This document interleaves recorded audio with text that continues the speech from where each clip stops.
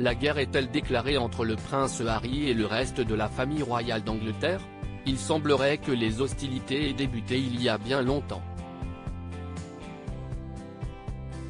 Dans son livre Spare, qui sortira le 10 janvier 2023 mais a déjà fuité par erreur en Espagne, le duc de Sussex explique effectivement que son épouse, Meghan Markle, a tout simplement été bannie du château de Balmoral le soir de la mort de la reine Elisabeth II.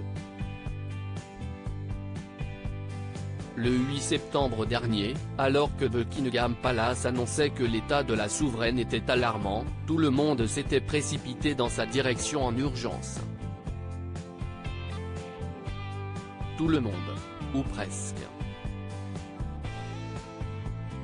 Ne parle plus jamais d'elle comme ça, comme il le rappelle dans ses mémoires. Le prince Harry devait, à ce moment-là, assister à la cérémonie des Rothschild Awards à Londres avec sa femme quand il a décidé d'annuler pour prendre l'avion.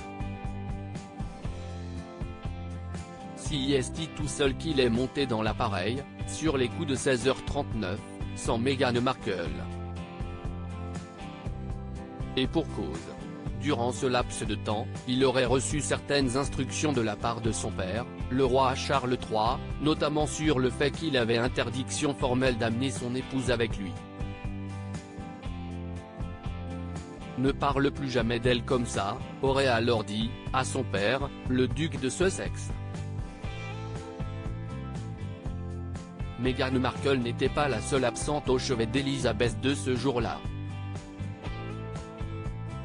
Alors que le prince William était arrivé en trombe en Écosse, Kate Middleton était restée à la maison pour s'occuper de George, 9 ans, Charlotte, 7 ans et Louis, 4 ans. On savait déjà, de sources plus ou moins sûres, que le prince Harry avait passé une soirée très solitaire, le 8 septembre 2022. Il était privé de sa femme, Meghan Markle, mais il aurait aussi été exclu de la table de son père et de son grand frère lors du dîner.